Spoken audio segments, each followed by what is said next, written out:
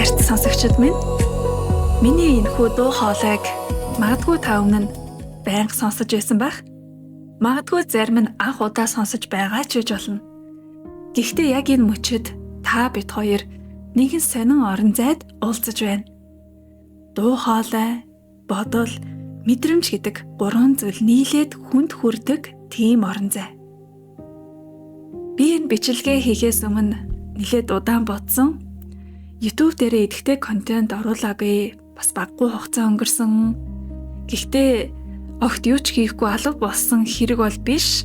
Instagram дээрээ контентууд оруулсаар исэн, онлайн хөтөлбөрүүдэд бас явуулж исэн. Групп дээрээ Facebook-ийн хаалттай групп байсан. Тэн дээр хүмүүстэй ярилцаж, суралцаж, амьдралын тухай бодсоор байсан.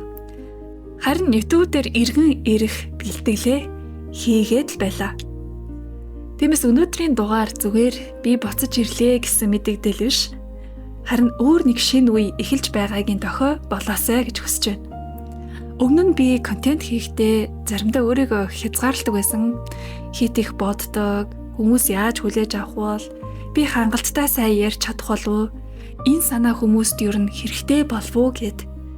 Гэхдээ амьдралын зарим үе хүнээс өөр зүйл шаардаж эхэлдэг. Илүү зариг, илүү үнэн, илүү нээлттэй байх. Тиймээс өнөөдрийн дугаар зүгээр нэг ээлжит сэдэв биш. Энэ бол миний дотоод аяллаа тухай байх юм. Мөн магадгүй таны аяллаа тухайч бас байж болно.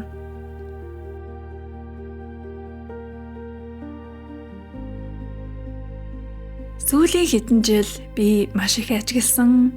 Амьдралыг, хүмүүсийг, өөрийгөө заримдаа хүн гаднаас харахад бүх зүйл хэвийн байдаг. Ажил явдгаараа явж байна. Амьдрал өрнөж байна. Хүмүүстэй харилцаа байдгаараа л хэвийн байна. Гэхдээ дотор нь маш олон асуулт урсаж байдаг. Би яг зөв зам дээр явж байна уу? Би илүү ихийг хийж чадах байсан юм шүү. Эсвэл би өөрийгөө хитэх шахаж байна уу? Ялангуяа контент бүтээгч, бүтээлч хүмүүсийн хувьд энэ мэдрэмж өндөр байдаг. Яагад гэвэл интернет ертөнц маш хурдан өөрчлөгдөж, хурдтай өрнөж байна. Өдөр бүр шинэ хүмүүс гарч ирдэг. Шинэ санаа, шинэ брэнд, шинэ контент, шинэ энерги. Тэр бүхнийг харахад заримдаа хүн өөрийгөө жижигхэн мэдэрч эхэлдэг. Би ч бас тийм үеийг туулсан. Би угаасаа дотгошоо төрлийн хүн л дээ. Олон хүнтэй байнга ярилцаж, олонний өмнө байж ирчих хүч авдаг. Тийм төрлийн хүн биш. Магадгүй хараахан тэгж сураагүй байгаа байх. Харин чимээгүй орон зайд бодолтойгоо хамт байх илүү дуртай. Тиймээс заримдаа би өөрөөсөө асуудаг байсан. Марлаа. Контент бүтээгээд олон нийтэд хүрэх энэ үнэхээр чиний зам мөн үү? Яагаад гэвэл надад өөр сонголтууд, өөр олон зам байсан. Зүгээр л чимээгүй тайван амьдрах боломж, өөр төрлийн ажил хийх боломж, өөрийгөө олон нийтийн анхаарлаас хол байлгах боломж. Тиймээс өөртөө ингэж хэлдэг байсан. Зүгээр л даруй амьдр. Өөртөө төвөг бүүнэ. Чимээгүй амьдрахад буруу зүйл байхгүй штэ. Гэхдээ яг үнэн нь тэр бүх бодлын цаана нэг зүйл байсан. Далд айдас.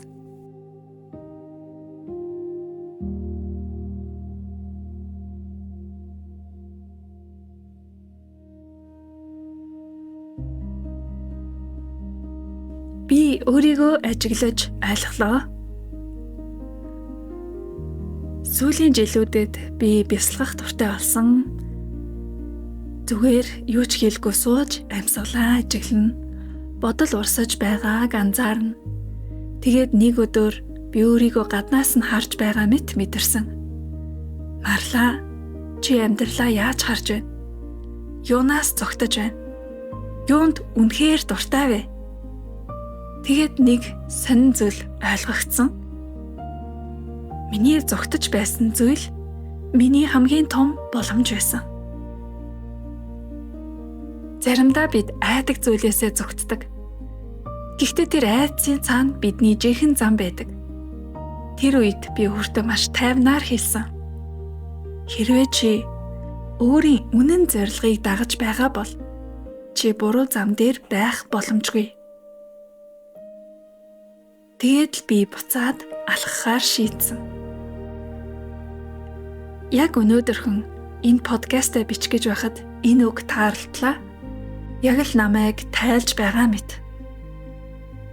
Хамгийн агуу боломжтой хүрэхийн тулд хамгийн том айдсаа даван туулах хэрэгтэй.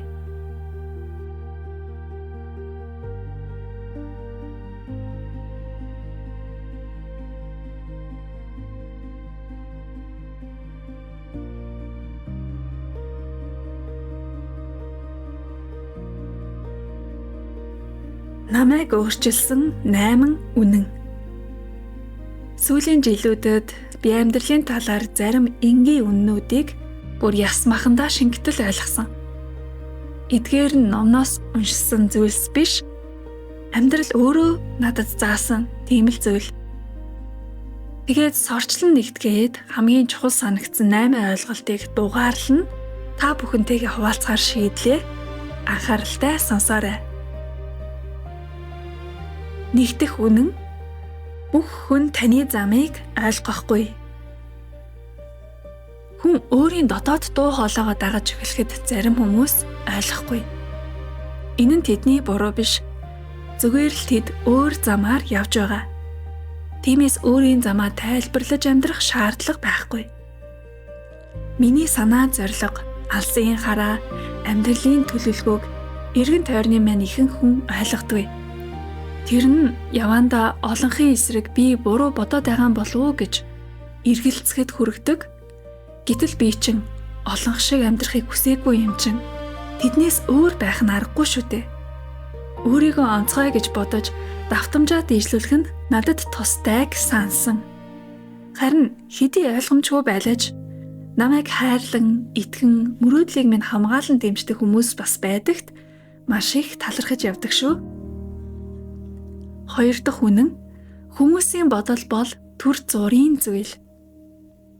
Өнөөдөр хүн таныг шүүмжилж болно. Маргааш тэр хүн таны тухай огт бодохгүй. Тиймээс бусдын бодлоор амьдралынхаа чиглэлийг шийдвүүлэх нь утгагүй. Бас тэр бодлууд хэнийг вэ гэдгийг харгалзаж үзэх хэрэгтэй юм шиг. Танд үлгэр дуурайлал, нөлөөлөл үзүүлэх биз. Амьдралд чинь чухал байр суурь эзэлдэг хүмүүс биш бол яагаад тэгтлээ ач холбогдол өгөх хэрэгтэй гэж. Байнга магтан сайшаагдаж амьдрахгүй нь тодорхой. Ирээ анлаг дэлхийд тодорхой хэмжээний сэтгэл зүйн дархлаатай байх хэрэгтэй.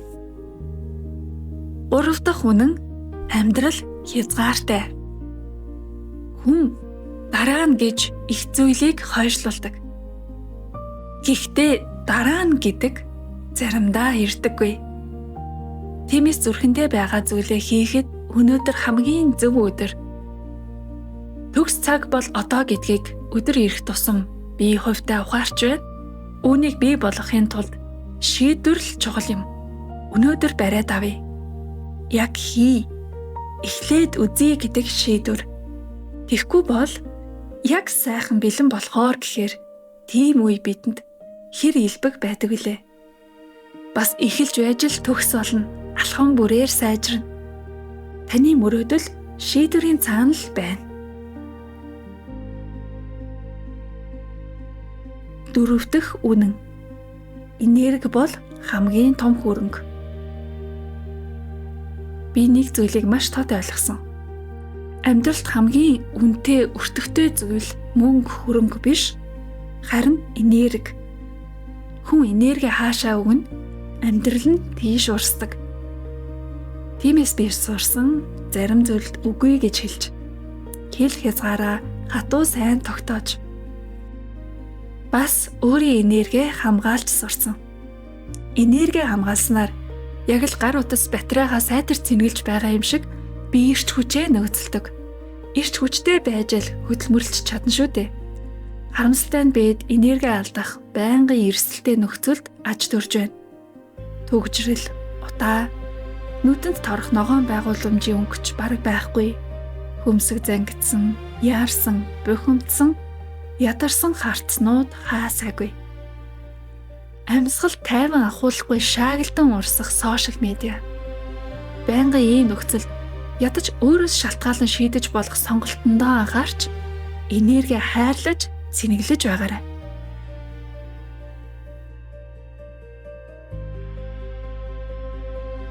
Тав дахь үнэн.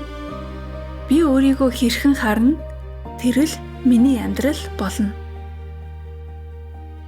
Хүн өөрийгөө ямар хүн гэж харж байна, амьдрал тэр хэмжээгээр нээгддэг. Хэрв та, чи өөрийгөө жижигхэн гэж бодвол амьдрал жижигхэн боломж өгдөг. Харин чи өөрийгөө тодорхой хэмжээний эрхтэй, үн цэнтэй хүн гэж харуул дэлхий өөр хаалга нээдэг. Би энэ зүйлийг сүүлийн жилүүдэд маш гүн ойлгосон. Яагаад гэвэл би өөрийгөө зарим бодлоор олон жил дарамталж явсан байсан. Жишээлбэл би шаргуу хөдөлмөрлөх ёстой. Удаан зүтгэж байж л амжилтанд хүрнэ. Өөрийгөө баталж байж бахархуулна, өөрөөрөө бахархна. Хэдэн жил хуримтлуулж чармааж байж л хангалуун амьдрна. Эсвэл би боломжтой үедээ л өөртөө юм аа. Ингээд яагаад би амьдралыг заавал ингэж л байх ёстой гэж шийдчихсэн байсан бол? Яагаад энэ цорын ханд зам гэж итгэж байсан бол? Би өөрөөсөө асуусан. Амьдрал заавал хэцүү, удаан байж ич л үнцэнтэй болдог гэж үү? Эсвэл би өөрөө ийм дүрм зохиогоод түүндээ баригдсан болов уу?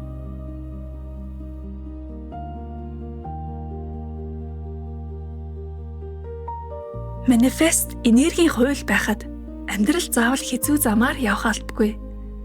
Заримдаа бидний туулдаг урт, хүнд замууд амьдралын шаардлага биш, бидний өөрсдийн шийдвэр байдаг. Тэр мөчөөс би өөрөөр бодохыг зөвшөөрсөн. Өөртөө сайхан зүйлийг зөвшөөрсөн, өөрийгөө мөрөөдлийн амьдралдаа яг таарах хүн гэж харахыг сурч эхэлсэн. Тэгээд нэг зүйл тодорсон. Stop playing small гэдэг үг үнэндээ зүгээр мотивац биш юм байна. Жижигхэн тоглох гэдэг нь амьдрал дээр яг ингэж харагддаг. Боломж ирэхэд дараа гэж хойшлуулна. Өөрийгөө бусадтай харьцуулж доош нь хийдэг. Би хийм бэ гэж өөрөөсөө асуусаар зогсно. Сайн боломж гарахад ч надад зохихгүй гэж ухарна. Том мөрөөдөлд хүрэхэд би хэтэрхий их юм хүсэж байна гэж ичнэ.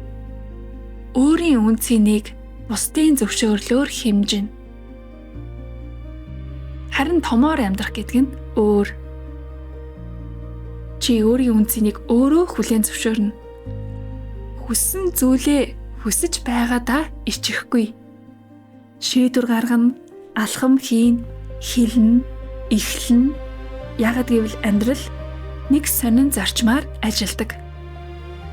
ертөнд чамд хүссэн зүйлийг чинь шууд өгдөггүй. ертөнд чамд өөрийгөө юуг хүртэх хэрэгтэй хүн гэж мэдэрч байна. Тэр хэмжээнд тааруулж л өгдөг. Тиймээс хүсэл чинь том мөртлөө дотроо надад зохихгүй гэж мэдэрч байвал ертөнц яг тэр мэдрэмжийг чинь баталж жижигхэн үр дүн л өгдөг. Харин чи өөрийгөө илүү сайхан амьдралд яг таарах хүн гэж харж эхлэхэд амьдрал тэр хэмжээгээр өөрчлөгдөж эхэлдэг. Сүүлийн үед би өөрийгөө өөр дүрээр харж эхэлсэн. Илүү зоригтой, илүү том эрхтэй, илүү том мөрөөдөлтэй. Тэгээс сонин нь амьдралч дагаад хурдтай өөрчлөгдөж байна. Магадгүй ертөнц ерөөсөө өөрчлөгдөөгүй, харин би өөрийгөө өөрөөр харж эхэлсэн.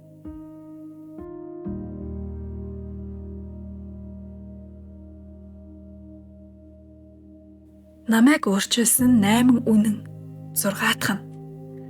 Өөрийгөө уучлах нь чөлөөлөлт юм. Хүн өнгөрснийг үүрээд явбал ураг шалгах хэцүү. Тиймээс би өөрийгөө уучлахыг сурсан. Тэр үед дотор байсан олон хүнд мэдрэмж зөөлрөхийг мэдэрсэн. Уучлах тусам бидний нэрлдэг нөгөө сэтгэл бугларсан шарах, хүндүүр, траума, далд хийж нуумар санагддаг бодлууд хөнгөрдөг. Зарим нь зүгээр л болсон явдалт хөдий болж хувирдаг. Тэр үеийн тэр цаг хугацааны өөрийгөө хайрлан инэрч уучлаад тэврээрээ. Буруутгал шүүмжлэл, шийтгэл хатуурхал биш, өмг түшил түүнд хэрэгтэй байгааг та чи мэдэж байгаа. Урт удаан гэрэлт ирээдүйд бул гарч чулуу чирээд явах уу? Өөрсдийгөө чөлөөлцгөөе. Долоо дахь үнэн айдас бол дараагийн шатны хаалга.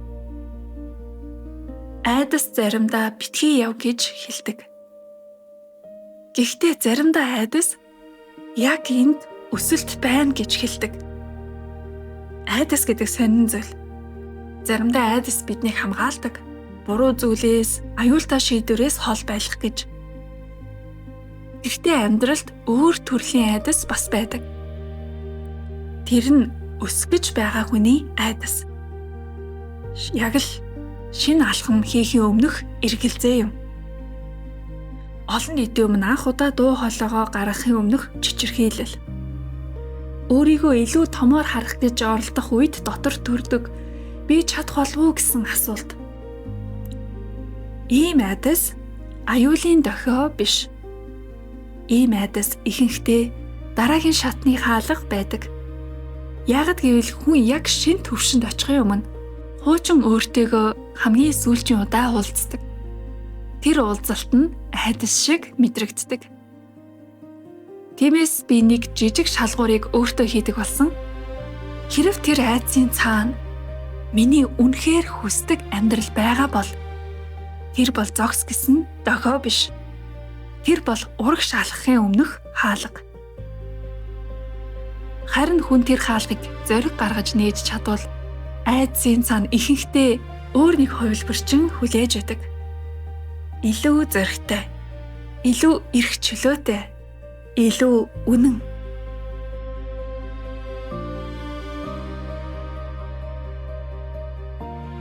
Аймдах буюу сүлийн үнэн. Жижигхэн тоглох нь өөрийгөө алдахын эхлэл. Бидний олонх нь өөрийгөө гэдэг сэдвээс жаахан эвгүйцдэг. Өөрийгөө магтвал бардам мэт харагдана. Өөрийгөө үнэлбэл өнгөрсөн юм шиг санагдана. Өөрийгөө сонговол хувиа хичээсэн юм шиг. Тийм ойлголтууд олон жил бидний дотор суусан. Тиймээс бид ихэнхдээ өөрийнхөө амьдрахын оронд бусдад таарахыг хичээдэг. Таарах гэдэг амархан. Нийгмийн дүрмийг дагчихна, бусдын хүссэн шиг байчна, хэд анзаарахдаггүй чимээгүй хүн явчихна. Гэхдээ нэг асуудал байдаг.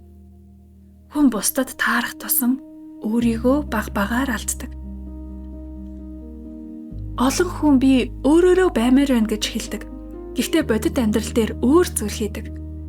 Хэлхийг хүссэн үгээ залгина, өөрийн санаагаа зөөлрүүлнэ, мөрөөдлөө жижигрүүлнэ, бусдад таалагдахын тулд өөрийгөө засна.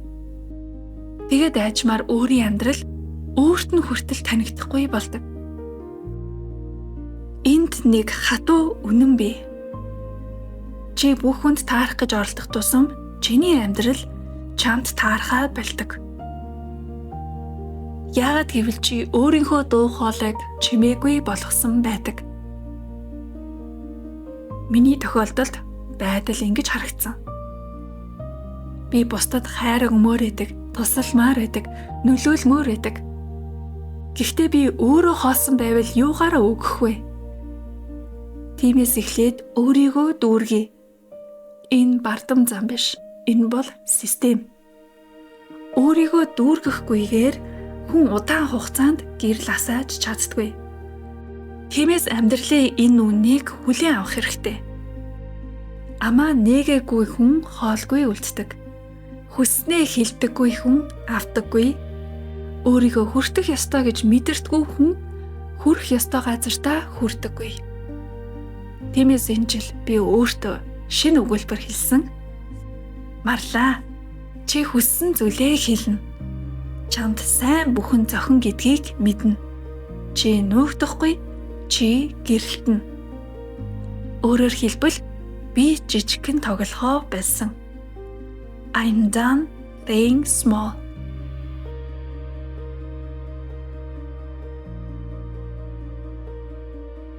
Амьдралын 8 үднийг танилцуулж дууслаа. Гэхдээ подкаст минь өндөрлөх хараахан болоогүй. Би өөрийгөө хойш тавихаа болсон тухайга товчхон бас хуваалцмаар байна. Би өмнө нь өөртөө байнга ингэж хэлдэг байсан. Илүү сайн болчихвол хийя. Илүү төгс болчихвол гарч ирээд мэдэгдээ харуулъя. Илүү итгэлтэй баталгаатай болчихвол ярий. Өөрөөр хэлбэл би өөрийгөө хүлээлгдэг байсан. Гэхдээ өөрийгөө ажиглаад үзсэн чинь би өмнө хийсэн зүйлүүдээ харахад олон хүн надад талархаж байсан. Тэр үеийн Марла төгс биш байсан. Гэхдээ хүмүүсийн амьдралд жижигхэн гэрэл асааж чадсан. Тэгвэл одоо яагаад би өөрийгөө зогсоох ёстой гэж? Тиймээс би шийдсэн. Би хүлээхгүй, би өөрийгөө хойшлуулахгүй. Би байгаа төвшөндөө, байгаа зүйлээрээ хамгийн чин сэтгэлээрээ хийж эхэлнэ. Яагаад гэвэл хүн үйлдэж эхлэхэд л сайжирдаг, хүн алхаж эхлэхэд л зам тодордог. Мөн нэг мэдрэмж надад маш тод байгаад байгаа. Хүн өөрийн үнэн зам дээр алхах үед ертөнц түүнийг дэмждэг гэдэг мэдрэмж. Зарим хүмүүс үүнийг аз гэдэг, зарим нь орчлонгийн хууль гэдэг. Харин би зүгээр л өөрийн ирэхгүй ингэж мэдээд байгаа. Хүн зэрэг гаргаж алхахад ертөнц хамт алхдаг. Тиймээс өнөөдрөөс эхлээд би YouTube дээрээ илүү идэвхтэй байхаар шийдсэн. Би хүссэн зүйлсээ ярьж эхэлнэ. Амьдрал, бодол, манифест, бизнес, бүтээлч байдал хүн өөрийгөө яаж шин төвшөнд аваачиж болдгийг гэх мэт. Би одооноос өөрийгөө ингэж харж эхэлсэн. Creator, mentor, storyteller, spiritual guide, community builder. Эдгээр нь өөр дөрүүд биш. Эдгээр нь миний дотор угаасаа байсан олон талууд юм. Алийг нь сонгох вэ гэж өмнө нь эргэлздэг байсан бол одоо аль чадхаараа бүгдийг нь л хийгээд явъя гэж шийдсэн. Мөн үүнийхэн дагуу нэгэн шинэ орон зай нээсэн. Patreon community буюу төлбөртэй гишүүнчлэлтэй тусгай газар. Patreon гэдэг тусдаа платформ байдаг. Ихэвчлэн контент бүтээгчид YouTube руу ашигладаг. За YouTube-ээс бол тусдаа орчин гэдэг ойлгоорой. Өмнөх бүх сургалтын гөрвөг, онлайн бүтээгдэхүүн, онлайн хөтөлбөрүүд зэргийг зогсоогоод зөвхөн эндээ бүгдийг нэгтгэж нэгэн шинэ гэр оронд төвлөрөхөөр, төвхөнөхөөр шийдсэн байгаа. Энд бид илүү манифест, амьдралын философи, сошиал медиа, хувийн брэнд, бизнес, маркетинг, мөн амьдралын гоо сайхны тухай гүн гүнзгий ярилцах болно. Хайрт сонсогч та бүхэнтэйгээ илүү дотносох боломжтой болно. Энэ бол зүгээр нэг контентын платформ биш. Хүмүүс өөрийн шилдэг хувилбарыг хамтдаа бүтээдэг, нэг нэгээ дэмждэг орон зай байгаасаа гэж би хүсэж байна. Бас тиймч болгох болно.